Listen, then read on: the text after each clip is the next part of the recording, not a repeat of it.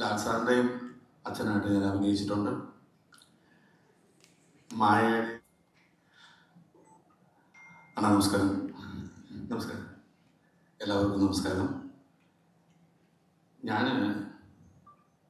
എന്താണ് ഇവിടെ പറയേണ്ടതെന്നുള്ളതാണ് എനിക്കറിയാത്തത്. കാരണം ലാൽ സാറിൻ്റെയും അച്ഛനായിട്ട് ഞാൻ അഭിനയിച്ചിട്ടുണ്ട്. മായയുടെ അച്ഛനായിട്ട് ഞാൻ അഭിനയിച്ചു. ഇനി അബുവിൻ്റെ അച്ഛനായിട്ടാണ് അഭിനയിക്കാനുള്ളത്. പിന്നെ അതിലുപരി എനിക്ക് ആൻ്റണിയുടെ മകൻ എന്ന് പറയുന്നത് നമ്മളുടെ മകൻ തന്നെയാണ്.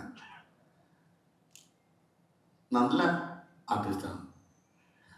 മായയുടെ പെർഫോമൻസിനെ പറ്റി ഞാൻ കൂടുതൽ പറയുന്നില്ല, കാരണം ലെറ്ററാണ്. അത് കുറവുണ്ടെങ്കിൽ മാത്രമേ നമുക്ക് വിഷമിക്കേണ്ട ആവശ്യമുള്ളൂ.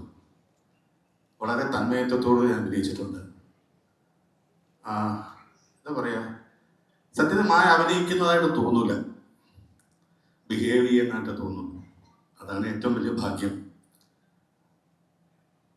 എന്താ പറയുന്നത്, എല്ലാ ആശംസകളും നേരെയാണ്. 7-ാം തീയതി തിയേറ്ററിലെത്തുമ്പോൾ ഒരു വൻ വിജയമാവട്ടെ തുടക്കം എന്ന് ആത്മാർത്ഥമായി പ്രാർത്ഥിക്കുന്നു. ഒപ്പം എല്ലാവിധ ഐശ്വര്യങ്ങളും ഉണ്ടാവട്ടെ എന്ന് വീണ്ടും പ്രാർത്ഥിക്കുന്നു. എന്നെ ഈ സിനിമയിലേക്ക് ക്ഷണിച്ച ആൻ്റണി, ലാൽ സാർ, ജൂഡ് മലയാളി,